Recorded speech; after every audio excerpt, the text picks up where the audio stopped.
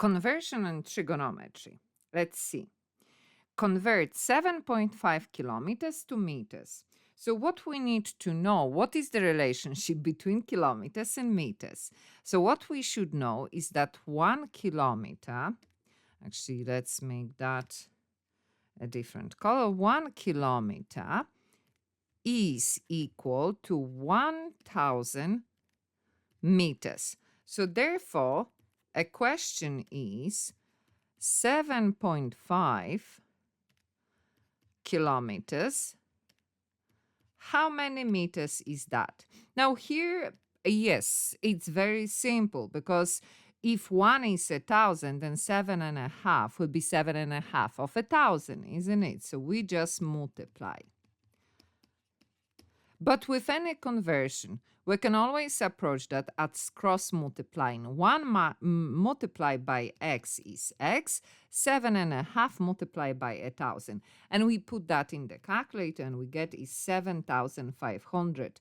Because with conversion, sometimes we multiply and sometimes we divide. But if we write it like that, it will work by itself. We will know that 1 by x is x and 7.5 by 1,000, that's what we are multiplying here. Okay, let's have a look at next part. The plane P took off from an airport. It left the ground at point T. So we understand it's going here, isn't it? We all have been in the plane where it reaches the point and then it takes off. It's usually goes very, very, very fast and then off it goes. After a few minutes, it was 7.5 kilometers from T, and it was 200 meters directly above level ground, as shown in the diagram below.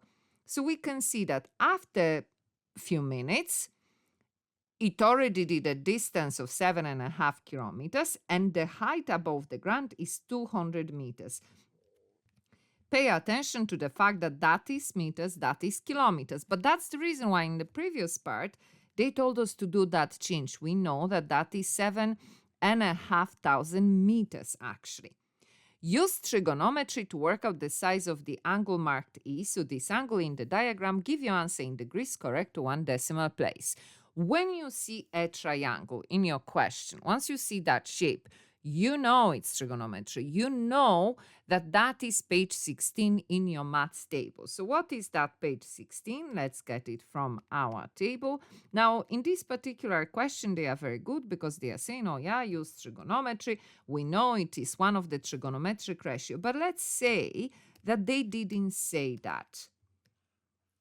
So how do we solve that? Let's just get that slightly smaller. Okay. So when you have a right angle triangle, as you do here, that's how we know that's a right angle triangle, we have two options. That's our page 16. So at the bottom we have Pythagoras equation, and here we have 3 of them. It's called trigonometric ratio. So one of these options will work. Now here we know it's going to be one of the ratio, but that's what I'm saying. If they didn't say, how do we know?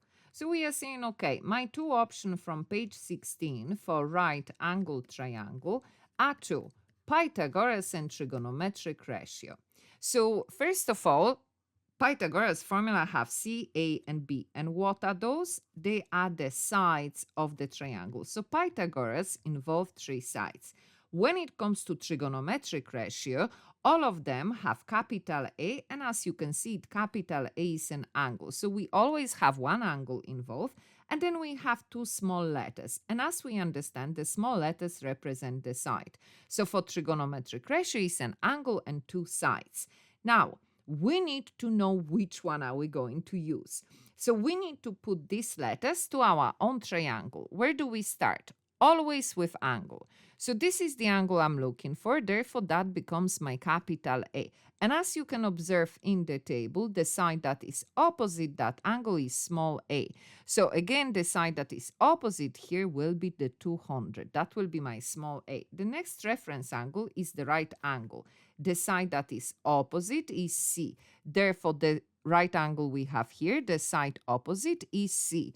So that leaves us with the other side being B. Now, which of them we choose is the one we have the information for. So I am looking for capital A, so I need to have that. So that's fine. Each of them have that capital A. Then we have small a. So I have small a and I have small a here. And then I have C. So I have C here, I have C here. So I can see that here I don't have B. Here again, I don't have B. So that means I can't use this formula and I can't use this formula. So this is the formula that I have all the information for. So that's the one we're going to use. So we are writing sin. Our angle is E equal. Fraction line on top is small a. We know that's 200 in our case. And then C, that is 7,500. Now we are trying to look for angle E, not sin of E. How do we get rid of that sin? We take it to the other side. What happens when we take sin or cos or tan to the other side? They become inverse. That means to the power of -1.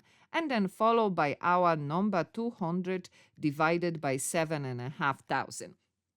We put that in our calculator, we press equal, and we get to one decimal place that the angle is 1.5 degrees. This is very important. It's not only important for your junior cert, but that will develop to a big part in your leaving cert. So we really, really need to understand trigonometric ratios.